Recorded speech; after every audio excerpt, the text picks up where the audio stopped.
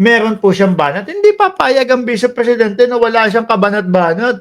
Ano po ba yun? Eto naman daw, yung sa gobyerno ni Pangulong Bongbong Marcos, pili lang daw po, mga bossing, yung mga... Ayan, ang Vice, Pili lang daw po ang iniimbestigahan ng gobyerno ni Pangulong Bongbong Marcos. Game. Siyada si VP Sara Duterte laban sa administrasyon. Ang bago niyang birada, namimili lamang daw ng katiwalang iniimbestigahan ang gobyerno. Yun daw ang dahilan kaya't hindi natitigil ang mga protesta. Nasa frontline ng balitang yan si Camille Samonte. Pili-pili lang daw ang mga iniimbestigahan ng administrasyon. Niwala kayo doon? Lahat nga po ng nasa investigasyon at lahat po ng mga lumalabas na mga pangalan, malalaki ho mga big fish ho. Diba? Kaya nga din nag-iingay yung isang maalolo na si Chavit Singson, ang ingay-ingay ho. Kung ano-ano sinasabi ni Chavit Singson, kesyo daw po, kailangan bumaba na daw po si Bongbong Marcos, etc., etc. Kasi isa siya doon sa naiimbestigahan. Isa siya doon sa nasisilip ho. Di ba? Yung mga pangalan na yan. Siguro ho, yung dating administrasyon ng tatay niya. Tingin ko yun ang namili. Kasi etong mga ito, yung mga nakikita po sa administrasyon ni Pangulong Bongbong Marcos, ay mukha pong hindi naman inimbestigahan. Pati nga yung sa mga nawawalang sa bungero, di ba? Chavit Singson! Nabanggit ba itong mga ito? Hindi! Ngayon lang sa gobyerno ni Pangulong Bongbong Marcos. Mga kababayan, kaya nga sabi ko, ito na yata ang pinakamatapang na administrasyon. Kasi yung simula bata ho ako, yung mga apelido na yan, yung mga pangalan na yan, hindi po nagagalaw yan. Ito may tapang. Ngayon po sila ang iniimbestigahan. Malalaking mga pangalan. Bilyar. O, di ba? Kaugnay ng katiwalian Tapos sasabihin ng Vice Presidente, pinipili lang. sa gobyerno. Yan ang diretsahang akusasyon ni Vice President Sara Duterte sa isang press conference sa Zamboanga City. Napansin daw ng Vice na kapag madadawit sa isyu ang Office of the President, ay bigla umanong natitigil at hindi na umusad ang investigasyon dito. Sandali. Pag nadadawit ang Office of the President,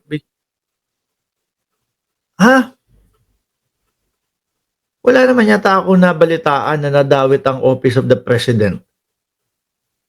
Lagi ang naririnig ko sila.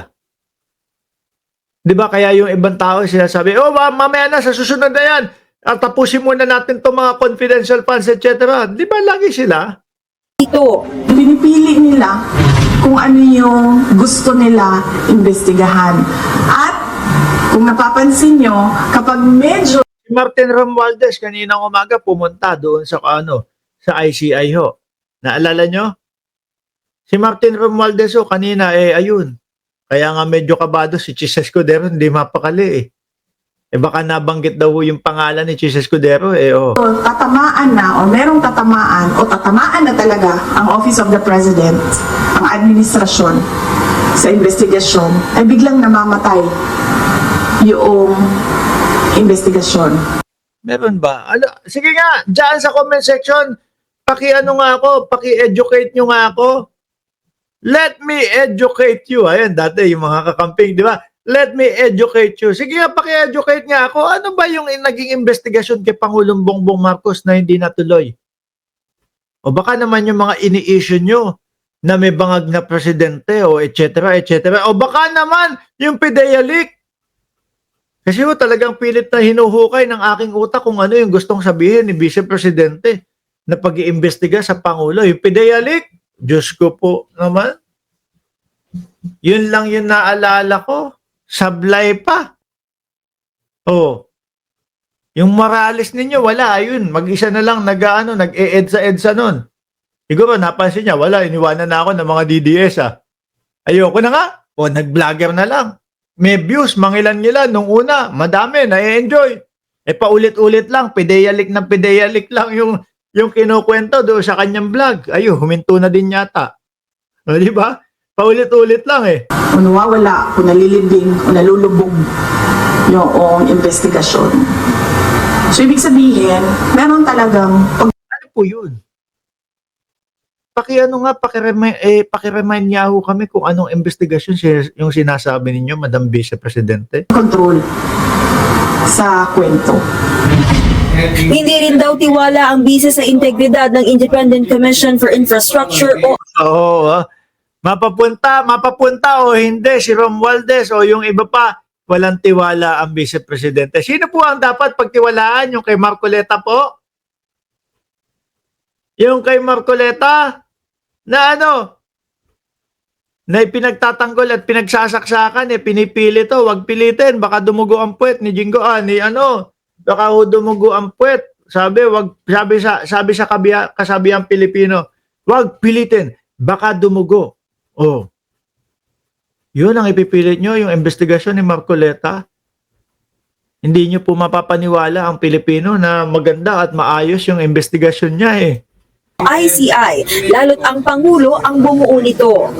Ang ginawa lang kasi ng Pangulo, noong tinamaan siya ng sarili niyang speech, na mahiya naman kayo. Ako kahit na kung sakali yung sinasabi ng Vice Presidente na tinamaan siya kasi ang Pangulo merong mga katarantaduhan. Tapos kahit na sabihin ko mahiya kayo, hindi ako magpapa-imbestiga kung sabit ako dyan. Kasi babalik sa akin yan. Di ba? Pero hindi ho Ang inisyatiba nitong lahat na ito ay kay Pangulong Bongbong Marcos ho. At nagalit yung mga tao. Ang ginawa lang niya ay magpalit ng House Speaker at ng... Saglit lang, nag-resign yung House Speaker. Wala pong tinanggal, hindi po tinanggal ng Pangulo, hindi po sinabi ng Pangulo na umalis ka dyan, inaalis na kita. Nag-resign kasi may delikadesa. Since nadadawit daw siya sa mga ganyan at hindi niya mapauwi, etong si Zaldico, nag-resign. Yun po ang katotohanan. Wala pong pagtatanggal ng Pangulo na House Speaker. Madam BP para naman niloloko mo yung mga kapwa mo DDS parang para naman wala po bang mga TV yung mga DDS, wala pong mga cellphone, walang mga laptop, walang mapanooran ng balita kaya po yung sa inyo kung ano-ano lang po ang sinasabi ninyo. Isa ka pa rin pag ebidensya, labas mo ang pruweba para maniwala ang tao sa iyo. O sabi sa iyo, hindi wala ka daw pruweba. Totoo naman Isang beses nga, 'di ba, si BP Sara ang sinabi niya may utang sa kanya ang mga Luistro. 8 million daw o 9 na milyon yung utang ng mga Luistro kasi daw yung asawa daw niya ang naging lawyer o abogado nung asawa ni Congresswoman Beatrix Luistro. Kaso wala naman Sabi ni Congresswoman, sige, Vice Presidente, pakilabas mo. Baka naman para naman mabayaran namin. Wala na hindi na sumagot. Kung ako, sa akin may utang yon. Yung mga Luistro at sinabi sa akin, labas mo naman yung mga resibo mo, ilalabas ko agad-agad. Mabayaran ako ng 8 hanggang 9 na milyon. Wala naman hindi naman sumagot. Baka mapahiya lang Di ba? Baka mapahiya lang mga kababayan. Kaya hindi na lang sumagot yung Vice Presidente. Yung mga DDS, Luistro, may utang ka pala Nung sinagot na, wala na. Hindi na mga nakapagsalita yung mga DDS. President ng Senate at gumawa ng ICI. Pero hanggang ngayon, Ma'am, nilatag po ng Pangulo yung 15 top contractor sa Pilipinas na nakakatanggap daw ng malalaking mga proyekto at paboritong bigyan ng mga proyekto at doon na po nagsanga-sanga hanggang sa lumabas na po yung mga pangalan ng mga may-ari ng contractor na may mga ghost project. Hindi naman lahat ng 15 na yun may ghost project o may mga substandard project. Pero sa Pangulo nang galing yun. Madam, kaya po, nung nagsanga-sanga na, hindi mapagkatiwalaan ang Senado, hindi mapagkatiwalaan daw ang Kongreso, ang ginawa ng Pangulo, bumuo ng ICI. Okay po, ma'am. Nako po. Madam, sigurado naman ako, may TV naman po yung mga DDS ninyong mga supporter. Baka po kapag pinagana niyan, yung mga kakarampot na mga utak niya mga yan, baka mahalata na niloloko niyo sila. wala pa rin nananagot. Maging ang Madali. Nagmamadali ang Vice Presidente. Gusto yata, oy, ito, Romualdez, okay. Ano ka na? Tawag dito, guilty ka. O ikaw, sino ba yung mga sa Senado? O ikaw, Chis Escudero, ikaw si ikaw si Joel Villanueva, ikaw ganito, guilty kayo lahat. Gusto yata, style Duterte ho. Sa panahon ho ng gobyerno ni Pangulong Bongbong Marcos, hindi ho pwede yung style Duterte na walang due process. Sabi nga ho ng Pangulo, kailangan konkretuhin natin lahat ng ebidensya at lahat ng investigasyon. Hindi natin pwedeng basta-basta na lang ilatag yan, kulang yung ating mga ebidensya at ang ending wala, matatalo lang yung ating kaso. Madam BP, di ba po abogado kayo? Dapat yata alam nyo yun. Di ba? Dapat ata abogado po kayo, sabi. O, ng mga DDS, sabi ng mga DDS, abogada, yung si Vice Presidente. Bakit po parang gusto nyong sabihin kahit hilaw yung ebidensya? Banat na. Matatalo po yan. desisyon ni Ombudsman Boying Remulla na muling buhayin ang investigasyon sa Formally Scandal, di pinalampas si VP Sara. Bakit kaya? Ano na naman sasabihin? Lahat talaga, no? Kung sincero raw talaga ang Ombudsman, dapat muli ring buksan ang investigasyon sa overpriced laptop ng Department of Education, lalo't ayon kay VP Sara, kumpanya raw ni dating Congressman Zaldico ang contractor rito. Kung ganun, bakit wala ka namang ginawa? Diba? DepEd ka, tapos siya, ang contractor naman nun, ba't wala kang ginawa? Tapos natambak lang din yung laptop. Diba? Lahat yan! Lahat ho yan, mga kababayan, iimbestigahan ho yan. Paniwala ng bise, ang selective investigation na ito ang dahilan kung bakit patuloy ang mga protesta. Sa kabila niyan, hindi raw suportado ni VP Sara ang panawagang magbitiw sa pwesto si PBBM. Nabanggit na natin yan, na topic na natin yan. Lumipat tayo sa susunod mga kababayan. Alisin na natin si BP kasi na meron pa din dito. Ang dami naman, puro Vice Presidente yung topic. Sandali nga ho. Topic, pili lang. Aalisin ko na to. Ito, baka may pahabol pa sa Vice Presidente. Sa administrasyon, kundi wala namang ginagawa itong gobyerno na ito. Oh, yun ang mabigat. Wala namang ginagawa itong gobyerno na ito. Sandali lang. Ano ba to? Okay na sa Pilipino yung masabi-sabi? Okay na ba sa Pilipino yung tipo ba ngayon? Basta sabihin mo, maniniwala na sa iyo yan. Oh, parang ganun ho yung nakikita ko kay Vice Presidente. Basta sabihin mo, okay na yan. Lahat ng mga Pilipino, DDS. Hindi ho Hindi ho kami ganun.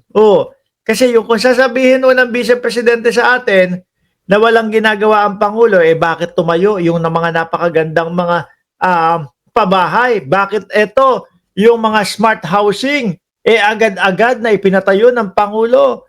Bakit itong korupsyon, nakikita ng mamamayang Pilipino na ang unang lumalaban ay si Pangulong Bongbong Marcos? Bakit ho ganun? Bakit iba ho yata ang channel ninyong pinapanood? O baka po nakikinig kayo sa radyong sira. Yung pag nag-umpisa, balitang balita sa radyong sira. Diba? Iba yata ang channel ng Vice Presidente. Wala namang ginagawa itong gobyerno na ito, kundi number one, mamulitika. Politika, ayan. Ayan din po yung sinasagot nila doon sa mga issue sa kanila. Pinupolitika lang kami, pinupolitika lang kami, pinupolitika lang kami. Pajulit-julit po. Pero yung sagot doon sa mga confidential funds, wala talagang makuha ang sagot. Galing ho sa kanila. Wala. Diba? Laging pinupolitika. Kaya po kapag pumupunta dito, yung mga DDS, pinupolitika nyo lang si Sara Duterte Pinupolitika pero galing sa kanila. Yung mga ginagamit na ebidensya laban sa kanila. Boss Mark, skip na yan, sakit sa ulo. Konti na lang. Tuloy. Number two, ubusin ang budget ng Pilipinas. Ubusin ang budget ng Pilipinas. Penging 900 million pondo namin. hindi namin ipapaliwanag yan. Nasa pool po ba, ma'am? Ubusin ni Bongbong Marcos yung budget ng Pilipinas at ito ang ating Vice Presidente. Pengi pong 900 million na pondo para sa Office of the Vice President. Saan nyo gagamitin? Hindi ipinapaliwanag. Sino po sa tingin ninyo? Madam VP, yung iniisip namin na umuubos lang ng pondo ng bayan. Lahat po ng issue sa inyo, walang nasagot. Ultimo ho yung confidential funds, walang maisagot. Sa corruption. So yan lang yun. Ang ginagawa nila, sir, sa totoo lang. Meron ba kayong nakikitang project? Ilalabas ko pa po ba dito? Proyekto ng Pangulo. Yung pabahay na lang po with swimming pool pa. Ako nga ho, akalain ko na luxury condo yung pabahay ni Pangulong Bongbong Marcos eh. Ano po ba? Iba po ba talaga ang channel dyan sa lugar ninyo, dyan sa Davao? Kaya iba ho yung mga sinasabi ninyo?